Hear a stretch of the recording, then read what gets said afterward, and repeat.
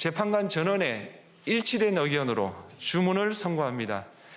주문, 피청구인 대통령 윤석열을 파면한다. 윤석열 대통령이 헌법재판소에서 만장일치로 파면됐다는 소식은 미국의 주요 언론들이 긴급뉴스와 국제면 톱뉴스로 긴급 타전했습니다. 윤석열 파면은 2017년 박근혜 파면에 이어 8년 만에 나온 두 번째 대통령 파면으로 기록됐습니다. 워싱턴 포스트와 뉴욕타임스, 월스트리트저널 등 비주요 언론들은 윤석열 피청구인이 헌법재판소에 8명 만장일치로 대통령직에서 파면됐다고 보도했습니다. 워싱턴 포스트는 지난해 12월 3일 비상계엄을 선포해 충격을 안겨주었다가 첫째 대규모 반대 시위와 국회 해제 결의에 막혔고 둘째 국회 탄핵 소추를 받고 직무가 정지돼 있던 윤석열 피청구인은 마지막으로 헌법재판소의 파면 선고로 짧은 정치 인생의 종지부를 찍게 됐다고 밝혔습니다. 자유 헌정 질서를 지키기 위해 비상계엄을 선포합니다.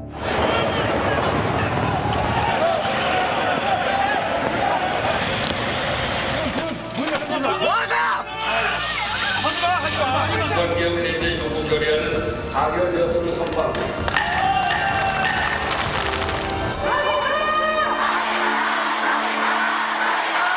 불법 수사이긴 하지만 공수처 출석에 응하기로 했습니다.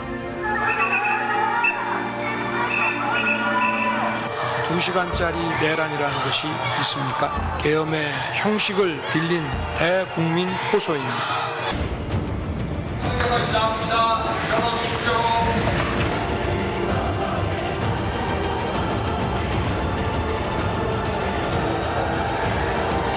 주문, 피청구인 대통령 윤석열을 파면한다.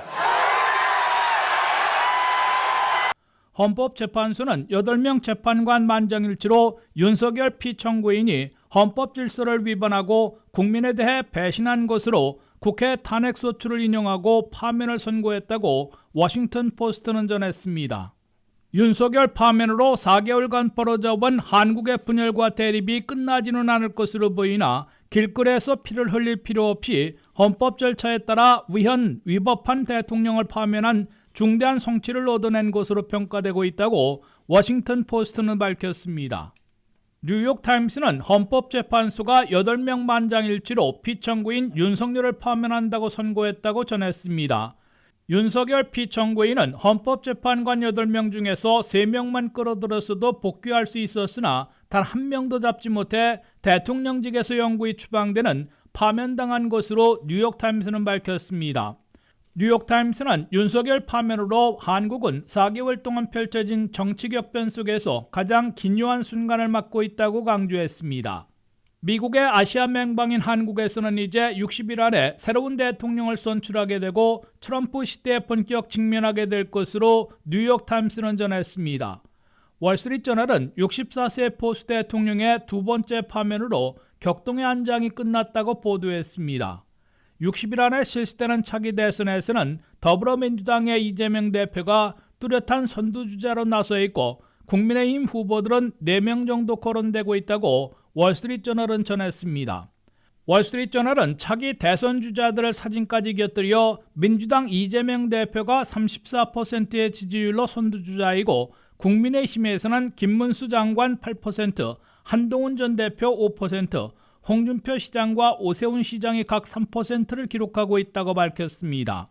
한국의 지도력 공백으로 백악관에 복귀해 관세 폭탄을 투하하고 있는 트럼프 대통령과 아직 직접 대화조차 하지 못하고 있기 때문에 한국의 새 대통령은 중대 임무를 띠게 될 것으로 이 신문은 내다봤습니다.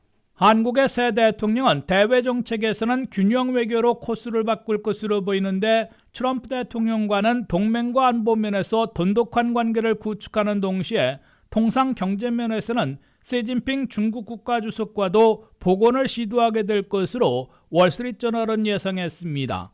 WKTV 뉴스 한면택입니다.